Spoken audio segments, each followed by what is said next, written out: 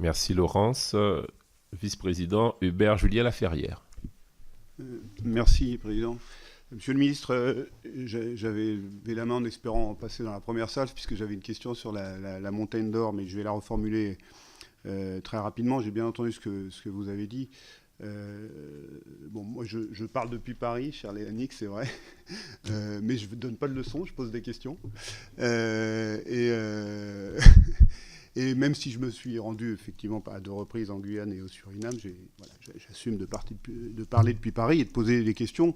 575, alors la forêt guyanaise, elle est grande, certes, mais 575 hectares de forêt primaire déforestée avec 127 espèces protégées affectées, 50 000 tonnes de cyanure utilisées. Ça pose évidemment, et vous l'avez dit, monsieur le ministre, la question de la compatibilité avec nos objectifs de biodiversité, mais vous avez évidemment évoqué le fait qu'il faut toujours mettre ça quand même en balance avec les intérêts économiques d'un territoire.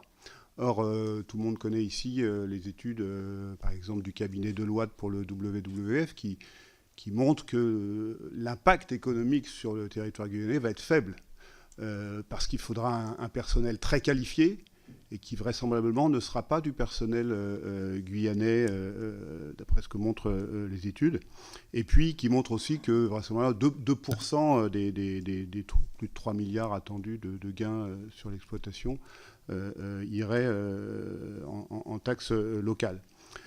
Voilà, donc moi je pose la question de la balance entre effectivement les dégâts en matière environnementaux, de biodiversité, par rapport à nos objectifs très ambitieux, Monsieur le Ministre, et effectivement l'impact économique qui paraît faible, en tout cas les anticipations qui sont faites, alors même que vous connaissez le rapport dans votre ministère du Conseil général de l'environnement et du développement durable, qui a montré que l'avenir de la Guyane, l'avenir économique de la Guyane, c'est effectivement le développement des filières locales qui permettaient effectivement une croissance durable et qui bénéficie à l'emploi local. J'ajoute que lorsque je me suis rendu sur place, on m'a évidemment avancé l'argument que pour lutter contre l'orpaillage illégal, il fallait plutôt développer ce projet-là.